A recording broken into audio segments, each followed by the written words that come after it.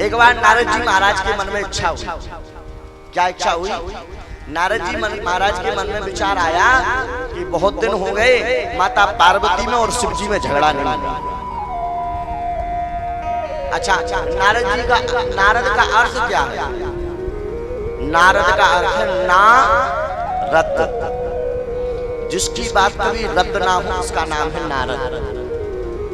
नारद, जिसकी बात कभी रद्द ना हो।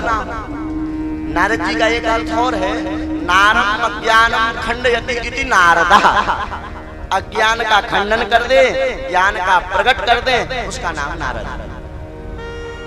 नारद जी महाराज पहुंचे कैलाश पर्वत। नारायण नारायण नारायण।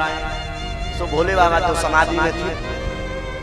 पार्वती जी के गुरुजी हैं नारद जी, क्योंकि पार्वती जी का ही विवाह नारद जी ने ही तो करवाया है।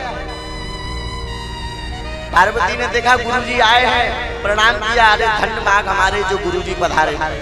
गुरुजी बहुत दिनों में दर्शन दिए। नारद जी कहते बस बस बस बस आजकल मेरी यहाँ वहां जाने की इच्छा नहीं होती। क्यों गुरुजी, कोई बात खास बात? नहीं नहीं, बस बस आजकल ऐसे में जाता ही नहीं हो। बोले क्यों? बोले आजकल के लोग झूठ मूठ का प्रेम करते हैं। जो पति पत्नी का संबंध है वह भी झूठ मूठ का प्रेम करते हैं, इसलिए मैं किसी का झूठ मूठ का प्रेम देखने जाता ही नहीं। पर मेरी इच्छा हुई कि आज पार्वती से मिलाऊं। पार्वती जी कहती है तो आपने बहुत ही अच्छा किया। संसार के लोग झूठा प्रेम करते होंगे, पर हमारे पति जो भोले बाबा हैं हमसे इतना प्रेम करते हैं, इतना प्रेम करते हैं कि क्या बतावें आपको। हाँ हाँ, मुझे पता है कि वो बहुत प्रेम करते हैं। चलो तो लाओ तुम्हारे हाथ का पानी पी लें। वैसे मैं किसी के हाथ का पानी पीता नहीं हूँ, लेकिन आपके पति अगर आपसे प्रेम करते हैं तो लाओ पानी पिए। और पार्वती जी जल भर करके लाई। और जैसे ही नारद जी ने जल का पात्र उठाया और पीने ही वाले थे, इतने में कहा मैया पार्वती जी से कि अगर आपकी इच्छा हो तो आपसे कुछ बात पूछ ले।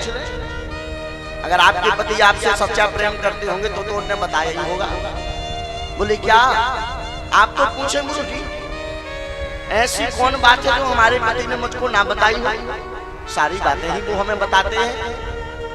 मैं आपको क्या बताऊं कि हमारे जो गुरुजी ने गुरु मंत्र दिया था हमारे पति को, और उनने कहा था कि इस गुरु मंत्र को गुप्त रखना है। गोपनीयम गोपनीयम गोपनीयम कृतः। गुरु मंत्र को गुप्त रखो, गुप्त रखो, गुप्त रखो, किसी को बताया नहीं जाता। पर हमारे पति तो भोले बाबा इतने सच्चे हैं कि वो दीक्षा लेकर के आए और सबसे पहले वो मंत्र उन्होंने हमारे लिए बताया।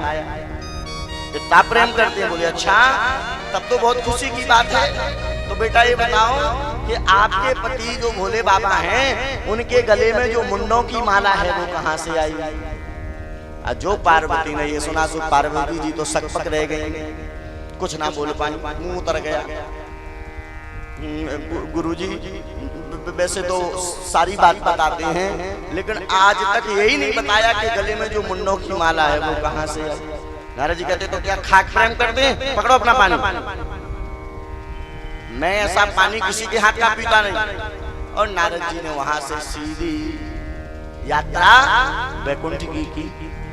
और जैसे ही वहां से नारद जी निकले तो भोले बाबा की समाधि खुल गई। भोले बाबा ने देखा नारद जी अंदर से आए। अरे बाबा प्रणाम। नारद जी कहते महाराज अंदर माता जी याद कर रही हैं। भोले बाबा कह रहे आप अंदर से आए हो तो जरूर याद कर रही होंगी। आप अंदर से आए हो जरूर याद। सोई भोले बाबा जल्दी अपनी आसन छोड़ करके भागे। अब तो पार्वती जी बड़ी भयंकर क्रोध में। हाँ, और जब हाई कमान नाराज हो जाए ना तो फिर तो अच्छे अच्छे लोग सावधान हो जाते हैं। अब तो भोले बाबा पार्वती जी के पीछे। अब पार्वती जी बड़ी भयंकर क्रोध में। आप खबरदार, अगर आपने मुझसे बात की तो आप ऊपर से भी काले और अंदर से भी काले। भोले बाबा कहते बात तो बताओ, क्या बात है, किस बात से नाराज हो गई? हमने ऐसा क्या कर दिया? बात करने की आवश्यकता नहीं है मुझसे, आप कपटी हो। भोले बाबा कहते ऐसे मैंने क्या कपट कर दिया, जरा बताओ तो। ऐसा क्या कपट कर दिया? बोले आपने मुझे आज तक नहीं बताया कि आपके गले में जो मुंडों की माला है वो कहाँ से आई। भोले बाबा हंसने लगे, अरे देवी इतनी सी बात पर तुमने पता मुझसे क्या क्या कह दिया। ऊपर से काले, अंदर से काले, कपटियों पता नहीं क्या क्या बोले जा रही हो। आज तक आपने मुझसे पूछा नहीं कि मेरे गले में जो मुंडों की माला है वो कहां से आई, और मैंने बताया नहीं। तो बोले अब बता दो। बताए नारद जी के सामने, गुरु जी के सामने कितनी बेइज्जती हुई हमारी। बोले बाबा कहते चलो नारद जी की बात बुरा नहीं मानते, मैं बताता हूँ सुनो। ये गले में जो मुंडों की माला है ये सब आपके नाम की माला है। जितनी बार आपने जन्म लिया, जितनी बार आपके नाम का स्वरूप बना, उतने नाम की ये मुंडों की माला हमारे गले में आई। कैसे? बोले अगले जन्म में आप सती थी और फिर आपने अपने शरीर के 51 शक्तिपीठ बनाए। ऐसे कालांतरों में आपके नाम के जन्म की संख्या बढ़ती गई और इसमें एक मुंड आपके नाम का आता है। पार्वती जी कहती है तब तो तुम कपटी नहीं महाकपटी हो। क्या मतलब? बोले आप कभी मरते नहीं हो, मैं हमेशा मरती रहती हूँ। और मैं इतनी बार जन्म लेकर के मर चुकी हूँ कि आपने मेरे नाम की माला ही पहन ली। आप क्यों नहीं मरते? आपके ना मरने का कारण बताओ और मेरे मरने का कारण बताओ। भोले बाबा कहते हैं देखो देवी, पहले तो तुम हमसे ठीक ठीक बोलो, तो आप बताओ आप क्यों नहीं मरते? बोले हम इसलिए नहीं मरते कि हमने अमर कथा सुन रखी, और आप इसलिए मरती हो कि आपने अमर कथा नहीं सुनी। पार्वती कहती है तो चलो हमें अमर कथा सुनाओ। बोले ठीक है।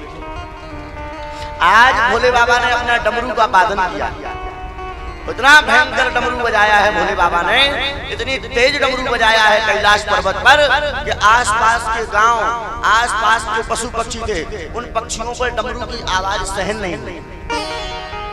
छोटी छोटी चींटी, बड़े बड़े हाथी, बड़े बड़े शेरों पर भी डमरू की आवाज सहन नहीं हुई, सब भाग गए। और एक वृक्ष के नीचे, बरगद के वृक्ष के नीचे बैठ करके भोले बाबा ने डमरू बजाई। उसी वृक्ष में एक तोता अंडा देकर के भाग गया, उस पर भी डमरू की आवाज सहन नहीं हुई। बरगद के वृक्ष के नीचे बैठ करके बाबा ने डमरू वादन किया, और उस वृक्ष में एक तोता एक जीव को जन्म देकर के, अंडा देकर के भाग गया। भोले बाबा कथा सुनाने लगे।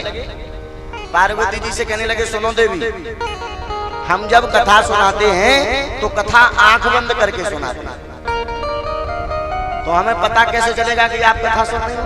बोले हम हुक्का भरते जाएंगे। कोई कहानी सुनाते तो ऐसे हुक्का भरते कि नहीं? तो बोले हम हुक्का भरते जाएंगे। 6 दिन तक तो पार्वती जी ने कथा सुनी, और जैसे ही कथा प्रारंभ हुई तो ऊपर जो अंडा था उसमें प्राण आ गया, और वह कथा सुनते सुनते वह तोता बड़ा हो गया। ना उस तोता के लिए जल की आवश्यकता पड़ी, ना माँ के दूध की आवश्यकता पड़ी, ना भोजन की, वह केवल कथा के रस में ही पल रहा है। और 6 दिन तक तो 6वें दिन की कथा में वह तोता नाचने लगा। तो मेरा कितना अच्छा भाग्य है कि मुझे भगवान की कथा सुनने को मिल रही है। और 6वें दिन की कथा में माता पार्वती जी को नींद आ गई, और जैसे ही नींद आई तो पार्वती जी सो गई। अब वह तोता ने सोचा कि अगर हुक्का बंद हो जाएगा तो कथा बंद हो जाएगी, मैं कथा नहीं सुन पाऊंगा। उस तोता ने हुक्का भरना प्रारंभ कर दिया, और जैसे ही उस तोता ने हुक्का भरना प्रारंभ किया और 7 दिन की कथा पूरी हुई, भोले बाबा ने जयकारा लगाया, बोलो भक्त वत्सल भगवान की जय हो। सो पार्वती जी की नींद खुली और कहने लगी महाराज योगेश योग विन्यास। आप हमें योग की कथा सुना रहे थे और मुझे वहां से नींद आ गई थी, और कृपा करके वहां से कथा फिर से सुनाए। भोले बाबा कहने लगे जब नींद आ गई थी तो पर हुक्का किसने भरा?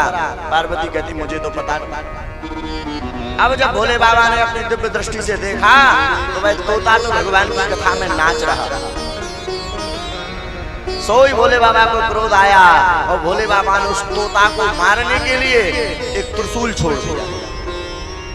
अब आगे आगे वह तोता उड़े, पीछे त्रिशूल, त्रिशूल के पीछे भोले बाबा, और भोले बाबा के पीछे पार्वती।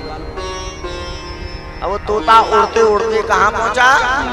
वह तोता उड़ते उड़ते पहुंचा बद्रीनाथ, और बद्रीनाथ में गुफा है, उस गुफा का नाम है व्यास गुफा।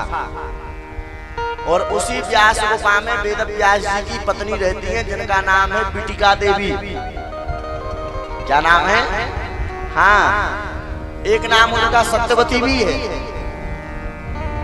उनके लिए उवासी आई। उवासी जानते हो? नींद आती है तो ऐसे मुंह खोल करके जमाई लेते कि नहीं लेते हो? ऐसे जब कभी जमाई लोग ऐसे कपड़ा लगा लेना चाहिए, कोई मच्छर घुस जाए, कोई मक्खी घुस जाए। ऐसी उवासी ली और जैसे ही उवासी ली सुबह तोता बिटिका देवी के गर्भ में चला गया। अब भोले बाबा चिल्लाने लगे, वेद व्यास जी बाहर निकलो। व्यास जी बाहर निकले, धन्य भाग हमारे जो भोलेनाथ पधारे। अरे बाबा एक फोन कर देते वहीं कैलाश पर्वत पे आ जाते, यहाँ आने की जरूरत क्या पड़ी? बोले हमारा चोर तुम्हारे अंदर है। सो व्यास जी हंसने लगे, चोर? महाराज आपके कैलाश पर्वत पर कोई पत्थर चोरी करने थोड़ी जाएगा। बोले नहीं, एक चोर है। बोले उसने अमर कथा सुन ली। व्यास जी कहते जब उसने अमर कथा सुन ली तो वो मर कैसे पाएगा, वो तो अमर हो गए। बोले बाबा कहते मुझे इस बात का दुख नहीं है कि उसने कथा क्यों सुनी। बोले फिर? बोले दुख इस बात का है कि उसने कथा पीछे बैठ करके सुनी। भगवान की कथा कभी भी पीछे बैठ करके नहीं सुनना चाहिए और ना ही कभी भगवान को पीछे प्रणाम करना चाहिए। कई लोगों की आदत होती है परिक्रमा लगाएंगे और भगवान की पीछे दीवार में सिर मारेंगे। हाँ, कई लोगों की आदत होती है। भगवान, अरे भगवान कह रहे हैं कि सन्मुख होए जीव मोहिता वही। भगवान कहते हैं मेरे सन्मुख आओ, मेरे सामने बैठ करके बात करो, मेरे सामने बैठ करके भजन करो, मेरे सामने बैठ करके मुझसे बात करो। हम भी तो देखें मेरा भक्त कैसा है। पीछे मार रहे हो सिर, चिपके हो दीवार से। भगवान पीछे मिलेंगे। भगवान की छाती पे धर्म है और भगवान के वक्षस्थल पर धर्म है और भगवान की छाती पे अधर्म है।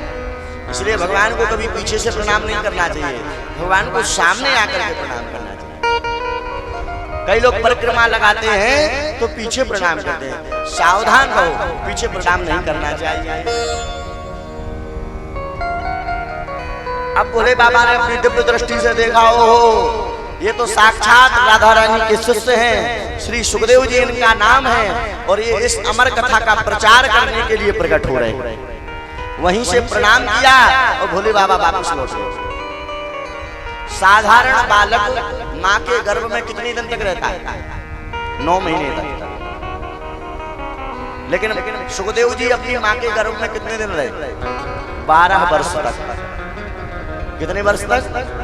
हाँ,